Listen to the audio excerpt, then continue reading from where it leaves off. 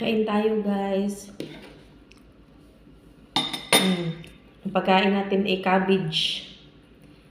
Wala na. Wala nang gisa-gisa, guys. Nilaga na lang siya. Kasi mataas ang creatinine. At no rice at all. Or kung may rice man, half lang. Pero not every day. Like once a week. Part of my diet, Ginoo. Tao pa ba ako nito? Ang gahin na eh.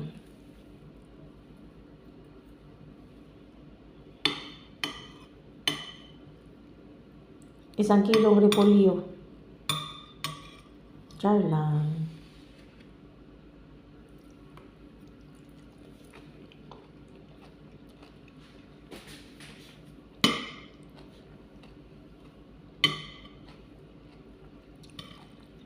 Wala na talagang asin ito. No salt at all.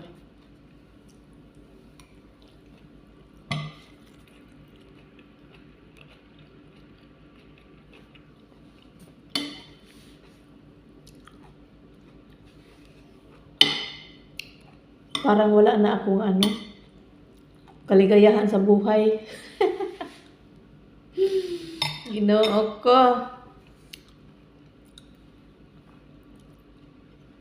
Nabaktuyo na ako ng sige kain ng Kentucky ng mga fried chicken.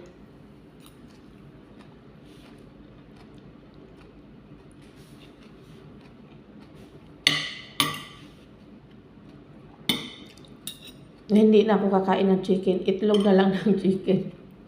Grabe naman yun. Pag mataas pa din ang protein. Agoy, noy. High protein. High uric acid. High creatinine. I-work ko yan in 1 month. Or kasi dati 6. Bali 6 ang high ko. Ngayon, okay na. I-work ko na naman itong 3. Kasi talagang napaka-high talaga na. It was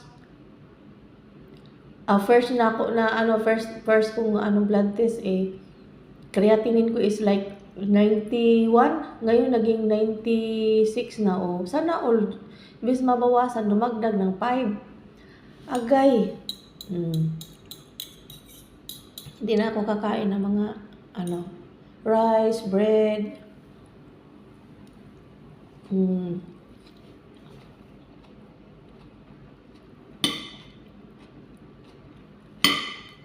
Sweet potato. Hindi na ako kakain ng. Ito na lang yung protein ko, itong itlog.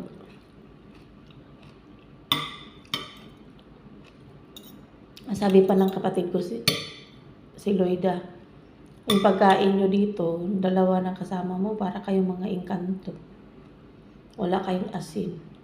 Wala tayong magagawa. Mataas ang uric acid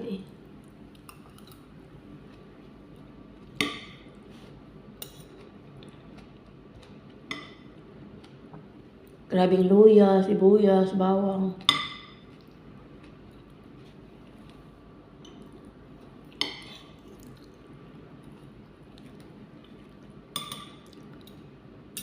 Mag-iingat tayo sa katawan, guys, kaya parang mag-expire ng ating energy pag hindi tayo mag-iingat. Agoy.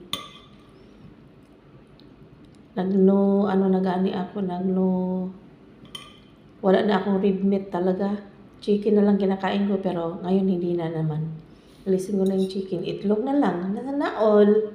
Tipid.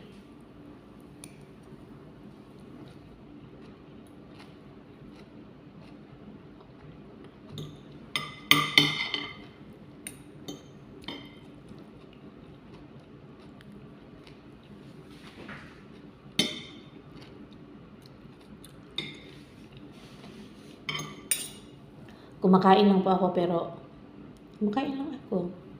Thanks God, alhamdulillah. Pwede pa akong kumain ng cuisine food.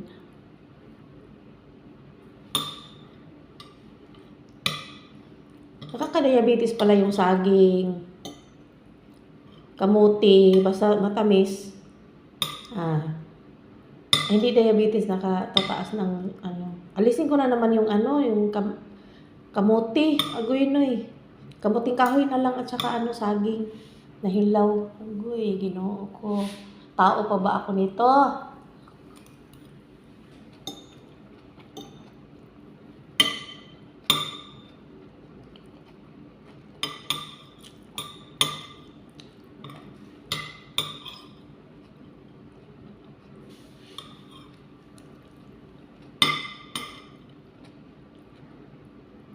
Parang hindi ko maubos.